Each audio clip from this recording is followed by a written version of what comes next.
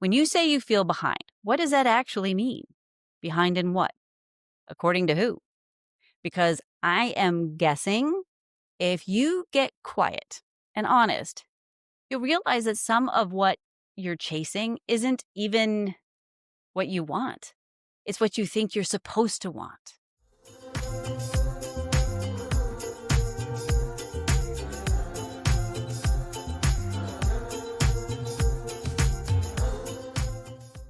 Hey, welcome back to ADHD and with Jorie Houlihan. I am Jorie Houlihan, your guide for the dopamine deprived. Today, we are going to talk about something that I hear from almost every woman that I work with. It is something that shows up whether we are talking about her career, her relationships, her health, her finances, or sometimes even just life in general. That feeling that everyone else got the memo, that everyone else figured out the system, that you are somehow always playing catch up, always a few steps behind where you're quote unquote supposed to be. And here's the thing, that's not in your head. It's real, but it's not for the reasons that you think. If you've got ADHD, especially if you were diagnosed later in life, this feeling of being behind is probably one of the most exhausting parts of your reality. So today, we are going to talk about what's actually happening there, why it happens, and more importantly, what you can do about it. Let me paint a picture. You are looking at your peers. Maybe it's someone from college, someone in your industry, someone on social media. It doesn't really matter. And you notice they've got the promotion, the house, the stable routine, the side hustle that's actually working. They seem to know what they're doing. They seem ahead. Meanwhile, you are juggling 17 different projects. You've restarted your morning routine 14 times this year. You're still working on that thing you said you'd finish in March. And you're pretty sure everyone at work thinks you are disorganized, even though you know you're smart. So you think, well, what's wrong with me? Why can't I just get it together like everyone else? That was me prior to my diagnosis. Before the diagnosis, especially once I was in my 40s, I felt so lost. I was watching everyone else in my life seem to just fly by me in, it seemed like, every aspect of life. And I still felt like I was in my 20s and just getting started. I kept thinking, I thought I would be doing so much more with my life. I had no real career to speak of. I felt like I was always drowning with whatever I was working on. I never seemed to be able to get caught up to where it seemed everyone else was in their lives. And I just felt exhausted all the time and not understanding why that was because I seemed to be going nowhere. So the exhausting part, I guess, isn't even the feeling. It's the constant internal narrative. I think that's really what it is. That voice that says that you should be further along. You should have figured this out by now. Other people manage fine. Why can't you? And here's what I want you to understand. That feeling of being behind, it isn't a character flaw. It's not because you're lazy or unmotivated or broken or any of the other things that I'm sure you've told yourself. Again, ask me how I know this. It's because your brain works differently. And the systems everyone else is using, well, they weren't designed for how you think. Most productivity advice, most quote unquote, get your life together strategies, they are built for neurotypical brains, brains that can sustain attention on boring tasks, brains that naturally organize information in a linear way. We love tangents. Brains that don't need the novelty or stimulation to function. Your brain needs different things. So with ADHD, you might have incredible focus when something interests you, like you can hyperfocus for 8 hours straight, but ask you to do something that doesn't light you up, and your brain is like, no, thanks. And it's not willpower, it's not entitlement, it's how your neurochemistry works. You might also struggle with time blindness, which means you genuinely don't feel the passage of time the way other people do. You think you have 3 hours, and suddenly you've only got 3 minutes left. Or 3 hours have passed and you thought it was 30 minutes. Or 3 years have passed and it feels like 3 months. You might have working memory challenges, which means holding multiple pieces of information in your head at once is harder. You're not forgetful because you don't care. Your brain just doesn't file things the way other brains do. We have our own filing system. And here's the big one: executive function. The ability to plan, organize, initiate tasks, and follow through. That's harder for the ADHD brain. Not impossible, but it is harder. Like someone without ADHD is driving on a nice, smooth highway, and you're driving on a road with potholes and detours and God only knows what else. You can get there. It just takes more effort and a different route. That was my career in particular. I have been an actress, a secretary, a bartender, a clinical massage therapist, an entrepreneur. I've been in direct marketing, real estate, and more. I could never understand how someone could do the same career for their entire life. Like, that kind of felt like death to me. But it was also because I was always starting over. Every time I started a new career path, it felt like, okay, starting over, this is when my life is really going to begin, right? And then it started to feel more like, oh my God, I am starting over, because I was starting what felt like from nothing all the time. And even with what I'm doing now, I love what I do now. And I remember telling my husband, I know you think I work a lot, but I feel like I'm making up for lost time. Because time blindness makes us feel as if we're in some kind of like weird time portal where, quote unquote, all of a sudden it's 3 years down the road and you are still where you were when you started, because you kept starting things over or you kept changing a new career or whatever it is. That time just vanishes for us. And then you add to that constantly comparing myself to others. I mean, all the time. And the thing is that when you are comparing yourself to someone else and feeling behind, you're not seeing the whole picture. You're comparing your behind the scenes to their highlight reel. You're also comparing a brain that works one way to a brain that works another way. It is not apples to apples. So the behind feeling shows up everywhere. Now, I'm going to give you a few examples because I want you to recognize yourself in this. Okay, so let's start with career. You see someone moving up faster, getting promoted sooner, or they build something more stable. You've got the skills, maybe even more skills, but you can't seem to get the momentum. Or you do, and then something derails it. You're not making progress the way you, quote unquote, should. You're going to hear the word should a lot here, and we should all over ourselves, and we need to stop that, okay? Because we are not like neurotypicals, and yet we are constantly trying to be neurotypical. I digress. Now let's look at personal development. Everyone's doing a morning routine, a workout routine, a journal practice. You start it, you're excited for like a day and a half, and then it falls apart. You feel like you should be further along in your healing, your growth, your whatever, but you can't ever seem to get there because you're constantly starting over. That's also a theme you're going to probably be hearing a lot today. All right, relationships.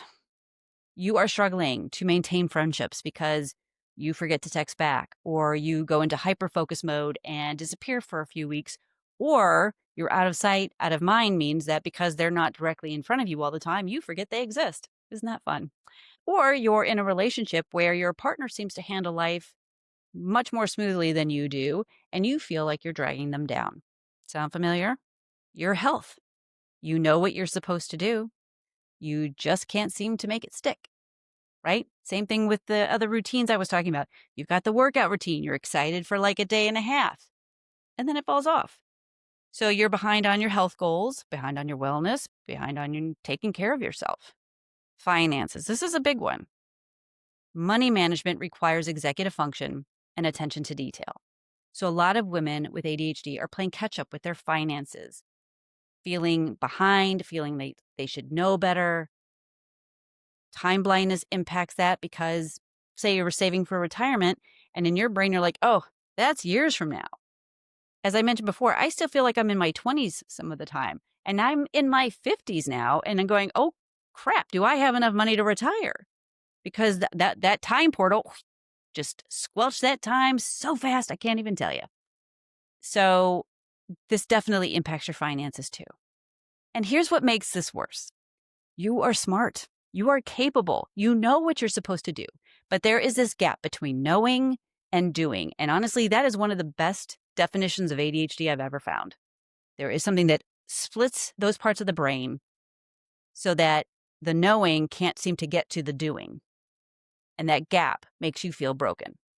I can't tell you how many times I have said, I just need to try harder in my lifetime. I cannot even begin to tell you how many times I have beat myself up for not being disciplined and thinking I had terrible willpower. And the entire time it was my ADHD. Once I understood what my ADHD looked like, it made everything much easier to understand. It made it easier to understand why I do or don't do certain things, because then I was able to start putting guardrails around the things that were struggles and leaning into the things that were easy for me. So here's the thing. You can't rewire your brain overnight. Wouldn't that be nice? Wow. Anyway, no, we can't. But you can stop fighting your brain and start working with it. So here are some things that you can start doing right now. First, get honest about your actual capacity. Most of us are trying to operate at neurotypical capacity. We think we should be able to juggle everything everyone else juggles, but your brain might have a different capacity, and that's not a failure. It's just information. Look at your life right now. What is working? What does work? Where else can you apply those things? What's not working? And how can you look at those things that aren't working as just information, not judgment, right? If it's not working, it's not working. It's just not how your brain works. That's okay. It's not what should work, because what you're comparing yourself to is what actually works for you in your brain. See, that should word came up again. And also remember to look at all of this through the lens of curiosity. I cannot stress this enough. It makes such a difference. If you are looking at everything with judgment, you're just going to feel terrible about yourself. I mean, again, ask me how I know this. I was my own worst bully. I sometimes still am, but it's definitely better than it used to be. But when I started to look at this information as just simply data, right? Oh, okay. So I don't get as much done between 2 and 4 o'clock in the afternoon. Okay. What could I do at that time that I'm still getting some things done and I'm not feeling like I'm being quote unquote lazy, but that's respecting my energy at that time, because my energy is just different at that time of day, right? There's no judgment with it. It's just, it is what it is. And so I have been able to create a better schedule for myself because of it. So I want you to get curious about you and your brain, because honestly, our brains are fascinating, really fascinating. All right. Second, you want to build systems that don't rely on willpower. Just take the word willpower and discipline and just throw them in the trash. Okay. That's not what those things don't make us feel good. And as a result, they're counterproductive, right? Your brain is wired for novelty and interest. So instead of relying on discipline, build systems that make the boring stuff less boring or easier to do. This is what it could look like. Body doubling, doing tasks alongside somebody else, even on a video call, helps. Using timers, gamifying tasks, gamify the shit out of things. I gamify things all the time. It makes things so much easier to do when it's the really boring stuff. Breaking things down into smaller chunks. I've talked many times about how I use this with my nemesis, the laundry. It's so helpful. Also, pairing something you have to do with something that you like to do. For example, listening to your favorite ADHD and podcast episode while doing your laundry. The goal isn't to become someone who doesn't need these things. The goal is to stop pretending you should. Stop shooting on yourself. All right. Third, stop measuring yourself against a timeline that doesn't fit you. Society has a timeline, right? It's a human construct, whatever. Society has a timeline. You're supposed to hit certain milestones by certain ages, career progression, financial stability, relationship status, whatever. But that timeline was never designed with you in mind. Your timeline might and probably does look different. And different doesn't mean behind. It means different. So again, when I was looking at my career and going, oh, I should be further along in something and I'm not, and blah, blah, blah, it's because I was comparing myself to other people. Their timeline does not work with my timeline. And I'm okay with that. It just took a little time for me to get there. Okay, so number 4, get specific about what ahead actually means to you. When you say you feel behind, what does that actually mean? Behind in what? According to who? Because I am guessing if you get quiet and honest, you'll realize that some of what you're chasing isn't even what you want. It's what you think you're supposed to want, okay? Let me give you an example. This isn't necessarily a behind thing, but it's definitely an example of me setting goals that weren't mine, okay? At one point in time, I was like, I'm going to get in the best shape of my life. And I had a specific number on the scale. Now, I haven't been that number in forever. And oddly enough, when I started doing this, I ended up gaining weight. And I thought, that wasn't supposed to be how that went. So I went back and looked at my goals. And I looked at that number and I thought, why do I have this number? What about this number is important to me? And when I really got honest about it, I went, it isn't important to me. That was my mom. My mom lived by the scale. I was like, I don't want to do that. I want to understand, what do I think that number is going to give me? And that was when I was able to start making goals that worked for me. And then I did start losing weight. Okay. Now, when it comes to this, again, if you are comparing yourself to neurotypical people and their standards, you're setting yourself up for failure. You're not neurotypical. And the sooner you really learn to accept that and embrace it, it takes so much pressure off, honestly. So ask yourself, what is it that I really want? And when do I want to have it? Not when should I? What is everybody else doing? What is important about this to me? And what can I do right now to get myself to the next step in this? All right. So you want to get clear on what actually matters to you, not what you think should matter, what actually does. Now, here's where a lot of women get stuck. These 4 things that I just mentioned, you can start doing them today, and they will absolutely help. But there is a deeper piece. A lot of us have spent years, in some of our cases decades, thinking that we were broken. We built stories around that. We made decisions based on that. Even after our diagnosis, we were still doing it. You can't just turn that off like a switch. Some of us might have stopped trying, or we're trying twice as hard to compensate, or we're in a constant state of shame about not being enough. And that stuff doesn't go away just because you learned about your ADHD. Like I just said, you need to actually process it. You need to understand how your specific brain works. You need to build a plan that's not generic, that is specific to you. And that's where women get stuck trying to do this alone. And it's because it's not just about knowing the problem. Like I said before, there's a difference between knowing and doing. We know what the problem is. We know it far too well. It's about creating a real, tangible action plan, one that works with your brain and not against it, one that actually fits your life. The women who do move through this feeling of being behind aren't the ones who white knuckle their way to discipline. They are the ones who understand how their brain works and build a life around that understanding.